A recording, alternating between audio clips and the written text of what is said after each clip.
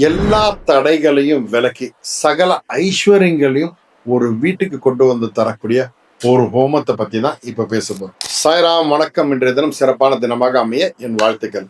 அகம் பிரம்மாஸ்மி. நம்ம பாரம்பரியமா ஹோமம், யாகம் இதெல்லாம் செய்யறது நம்மளுடைய பழக்கமா இருந்தது. ஒரு நாட்டுக்கு பிரச்சனைனாலே ஹோமங்கள் செய்துதான், யாகங்கள் வளர்த்துதான் நாட்டையே காப்பாத்திட்டு இருந்த ஒரு காலகட்டம் இருந்தது. இப்போ தான் நடக்குது.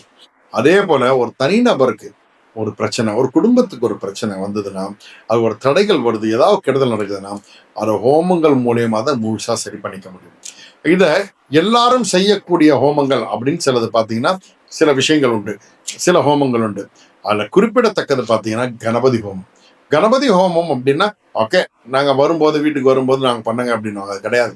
கணபதி ஹோமத்துக்கு பல ரகசியங்கள் உண்டு, அதுல பல விஷயங்கள் உண்டு. அதை பத்தி இப்போ டீட்டெயிலா சொல்றேன். ஃபுல்லா கேட்டு தெரிஞ்சுக்கங்க. ஹோமங்கள்ல பல வகைகள் இருந்தாலும் இந்த கணபதி ஹோமத்துக்கு மட்டும் ஏன் இவ்வளவு விசேஷம்னா, கணபதி கூப்பிட்டவுடன் வரக்கூடிய ஒரு அருமையான தேவதை. ஓகேங்களா? இந்த திருஷ்டி, நிறைய கண் திருஷ்டி விழறது, அதே போல பாத்தீங்கன்னா போட்டி பொறாமைகள் வர்றது, இதனால் பல காரிய தடைகள் வருது, ஜாதக ரீதியான சில தடைகள் இருக்குது. இது போல விஷயங்கள் இருக்கும்போது எல்லா காரியம் தடைப்பட்டு தான். இந்த காரியங்கள் தடைப்பட்டு வந்தா அப்ப நம்ம கணபதி ஹோமம் செய்யணும் அப்படின்னு மனசுல ஏத்துக்கணும். ஓகேங்களா? ஏன்னா கணபதி ஹோமம் செய்தால் காரிய தடைகளை நிவர்த்தி செய்து வெற்றியை கொடுப்பாங்க. கணபதிக்கு உரிய ஹோமம் அப்படின்னாலே இது காலையில தான் மரணம். அதிகாலையில் செய்ய வேண்டியது விசேஷம். அதுக்கும் ஒரு காரணம் இருக்கு, அதையும் சொல்றேன். ஓகேங்களா? சூரிய உதயத்திற்கு முன்னாடி கணபதி ஹோமம் செய்வது ரொம்ப விசேஷம். இதுக்கு ஒரு கதையே இருக்குங்க. ஓகேங்களா? இப்போ உண்மையா நடந்த ஒரு கதை இருக்கு. ஓகேங்களா?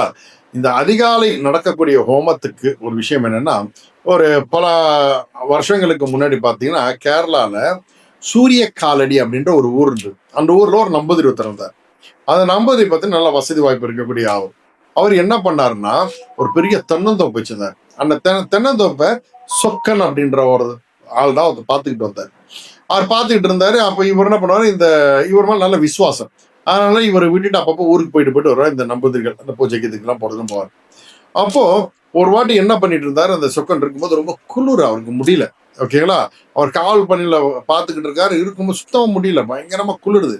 அப்ப என்ன பண்ணான்னா, எப்பவுமே அந்த தோப்புல கீழே காஞ்சி விழக்கூடிய அந்த தேங்காய் மட்டை பார்த்தீங்கன்னா, அது அங்கே காவல் காக்கிறவங்களுக்கு அப்படின்னு எழுதப்படாத ஒரு சட்டம். அவங்க என்ன பண்ணா அதெல்லாம் எடுத்து வச்சிருக்காரு. அப்ப என்ன பண்றாருன்னா, அவரு இது மார்கழி மாசம் வர என்ன பண்றது தெரியல, அந்த கீழே காஞ்சி போனதெல்லாம் எடுத்து வச்சு என்ன பண்றாரு, பத்த வைக்கிறாரு. பத்த வச்சு அந்த குளிர் காயறாரு. குளிர் காயும் போது என்ன பண்றாருன்னா, அப்படியே அவர் பசி வேற, ஏன்னா நைட்ல முடிச்சிட்டு இருக்காருல்ல.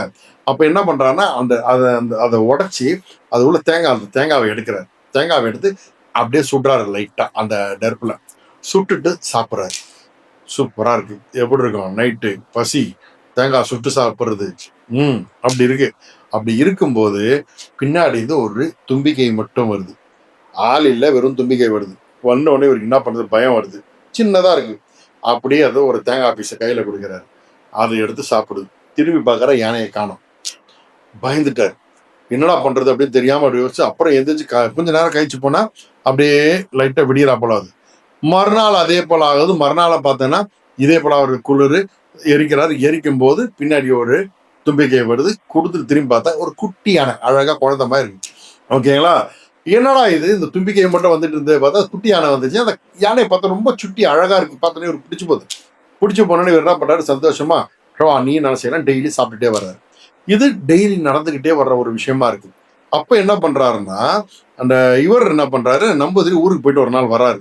நைட்டு வந்துகிட்டு இருக்கும்போது பார்த்தா அங்க நெருப்பு எரியுது தோட்டத்துல. என்னடா நெருப்பு எரியுதுன்னு சொல்லிட்டு அவர் வெளியில எட்டி பார்க்கறாரு. எட்டி பார்த்தா இவர் என்ன பண்றாருன்னு யாருக்கும் சாப்பிட கொடுக்கறத பாக்குறாரு. என்னடா இது, தேங்காய் யாருக்கும் சாப்பிட கொடுக்குறாருன்னு சொல்லிட்டு அவர் பார்க்கறாரு. பார்க்கும்போது பார்த்தா அங்க ஒரு குட்டி யானை. பார்த்தோன்னே இவருக்கு ரொம்ப சந்தோஷம் தாழ முடியல.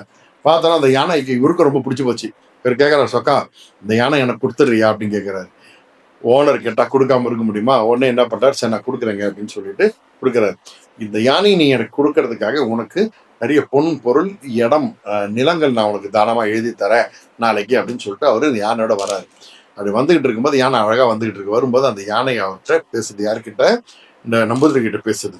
நான் ரொம்ப சந்தோஷமா இருக்கேன், எனக்கு உன்னையும் ரொம்ப பிடிக்கும், சொக்கனையும் ரொம்ப பிடிச்சிருக்கு அப்படின்னு சொன்னார். சொல்லும் போது இவருக்கு புரிஞ்சு போச்சு, வந்திருக்கிறது யானை இல்லை விநாயகர். அப்படியே திரும்ப தொப்பக்கடையிலும் காலில் விட்டார். விழுந்து, ஐயோ எனக்கு ரொம்ப, நான் என்ன புண்ணியம் பண்ணதில்ல, ஆசீர்வாதம் பண்ணுங்க அப்படி கேட்குறாரு. போது நல்லா இருப்பீங்க, எனக்கு உங்க ரொம்ப பிடிச்சிருக்கு அப்படின்னு சொல்லிட்டு, உனக்கு என்ன வர வேணும் கேள்விட்டாருன்றாரு. ஒன்றும் வேணா, நீ என் கூடயே இருப்போம், என் கூட நிரந்தரமா தங்கியிருந்தாலும் அந்த ஒரு பாக்கியமே எனக்கு பெருசு அப்படின்றாரு. சரி ஓகே, நான் அவர் என்ன பண்றாரு, உங்களோடய நான் தங்கியிருக்கேன் அப்படின்னு சொல்லி அவரு வாக்கு கொடுத்துறாரு. அப்போ சாதாரணமா ஒரு குளிருக்கு காவலாளி ஒரு தீ மூட்டி அந்த ஹோமம் செய்யற மாதிரி அதை எடுத்து கொடுத்ததுக்கே இவ்வளவு பெரிய பலன்னா, சாஸ்திர ரீதியாக நம்ம இந்த ஹோமங்கள் செய்தால் எவ்வளோ பெரிய பலன் கிடைக்கும். ஓகேங்களா? அட்லீஸ்ட் வருஷத்துக்கு ஒரு முறையாவது இதை வீட்டில் செஞ்சே ஆகணும். ஓகேங்களா? எவ்வளவோ வாழ்க்கையில செய்யறோம், இதற்காக ஒரு நாள் காலையில ஒரு 3 மணி நேரம் ஒதுக்க முடியாத நம்மளால? இதை செய்தால் குடும்பத்தில் உள்ள சகல தோஷங்களும் நிவர்த்தியாகும், எல்லா காரிய தடைகளும் விலகும், அந்த மகா கணபதி அனுகிரகம் முழுசா வந்து சேரும். கணபதி ஹோமம் உங்க வாழ்க்கையை மாற்றும். இது என்னைக்குமே மாத்திக்காதீங்க. ஓகேங்களா? நல்லது நடக்கும், நல்லது மாத்திரமே நடக்கும். சாயம்.